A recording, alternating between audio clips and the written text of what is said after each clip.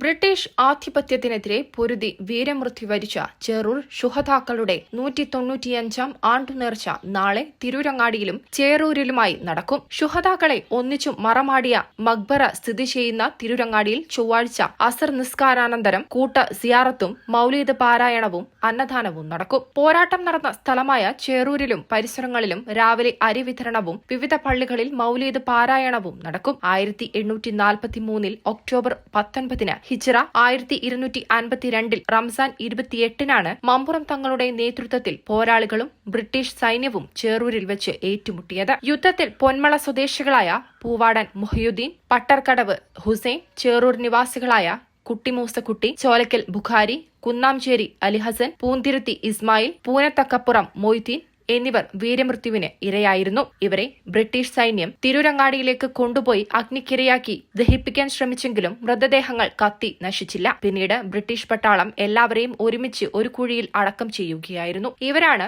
ചേറൂർ ശുഹദാക്കൾ എന്നറിയപ്പെടുന്നത്. വിശ്വാസികൾ വർഷം തോറും റംലാൻ 28 ഇവരുടെ പേരിൽ പ്രത്യേക പ്രാർത്ഥനയും അന്നദാനവും നടത്താറുണ്ട്. പോരാട്ടം നടന്ന ചേറൂരിൽ ശുഹദാക്കളുടെ സ്മരണയ്ക്കായി ശുഹദാ പള്ളി നിലവിലുണ്ട്. മക്ബറ സ്ഥിതി ചെയ്യുന്ന തിരൂരങ്ങാടിയിൽ തിരൂരങ്ങാടി വലിയ ജുമാ മസ്ജിദിന്റെ നേതൃത്വത്തിൽ പുതുതായി പള്ളി നിർമ്മിക്കാനുള്ള തയ്യാറെടുപ്പിലാണ് വിശ്വാസികൾ. ഇതിനായി മക്ബറയോട് ചേർന്ന് പള്ളിക്ക് ആവശ്യമായ സ്ഥലം കമ്മിറ്റി വില കൊടുത്ത് വാങ്ങിയിട്ടുണ്ടെന്ന് സംഘാടക സമിതി അംഗം ഞാറക്കാടൻ ഹംസഹാജി MTN ന്യൂസിനോട് പറഞ്ഞു. ചേറൂർ ശുഹദാക്കന്മാരെ നേർച്ച റമദാൻ 28 വർഷം തോറും ഇവിടെ നടത്തി വരാറുള്ളത്.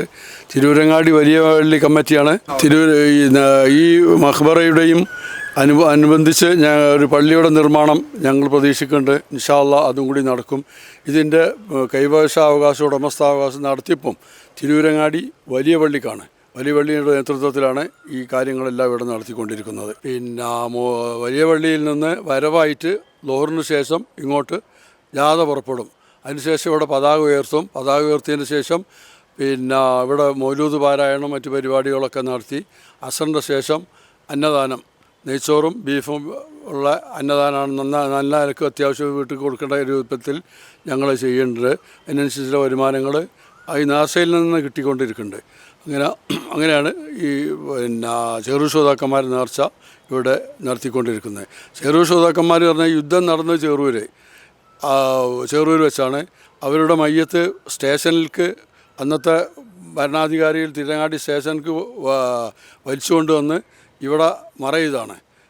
ഇവിടെ മറയിതെന്ന് പറയില്ല, അന്നത്തെ അവരനുസരിച്ച് കുഴിച്ചിട്ട് പിന്നെ പിൽക്കാലത്ത് അതിൻ്റെ കറാമത്തുകളൊക്കെ ഞങ്ങൾക്ക് വെളിവായതിൻ്റെ അടിസ്ഥാനത്തിൽ ഞങ്ങൾ പിന്നെ ഇവിടെ നേർച്ചയും മറ്റുള്ള കാര്യങ്ങളൊക്കെ നടത്തി വരികയാണ്. അതാണ് ഈ ചെറൂർ ശുഹദാക്കന്മാരുടെ ചരിത്രം. 8 ആൾ അവർ ചെറൂക്കാരുമല്ല, തിരൂരങ്ങാടിക്കാരുമല്ല, പൊന്മള ഭാഗത്തുള്ള ആളുകളാണ് ഈ ശുഹദാക്കന്മാർ. News desk MTN news. വിവാഹ സ്വപ്നങ്ങൾക്ക് പൊൻപകിട്ടേകി ആമിയ ഗോൾഡ് ആൻഡ് ഡയമണ്ട് നിങ്ങൾക്കായി ഒരുക്കുന്ന ആമിയ വെഡിംഗ് കളക്ഷൻ. എല്ലാ സ്വർണ്ണാഭരണങ്ങളും വിലയുടെ 10% കൊടുത്ത് ബുക്ക് ചെയ്യാനുള്ള അവസരം. ലൈറ്റ് വെയ്റ്റ് ആഭരണങ്ങളുടെയും 18 കാരറ്റ് ആഭരണങ്ങളുടെയും അതിവിപുലമായ കളക്ഷൻ. മികച്ച നിലവാരമുള്ള ഡയമണ്ട് കളക്ഷൻ വെറും 3000 രൂപ മുതൽ. കൂടാതെ പണിക്കൂലി 2.9% മുതൽ നൽകിക്കൊണ്ട് ആമിയ ഗോൾഡ് നിങ്ങളെ സ്വാഗതം ചെയ്യുന്നു.